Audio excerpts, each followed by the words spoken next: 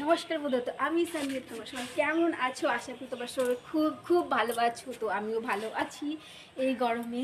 তো বন্ধুরা, এই গরমে ভিডিও বানাচ্ছি না সেজে, দেখো যেমন তেমন হবে, আর বাড়ির পড়া শাড়ি পরে ভিডিও করছি।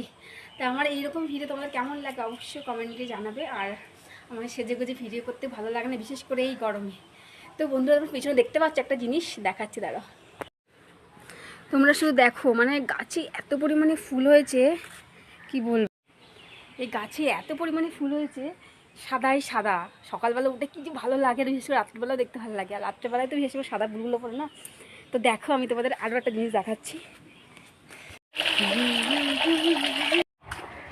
আগল্লু, কি করিস?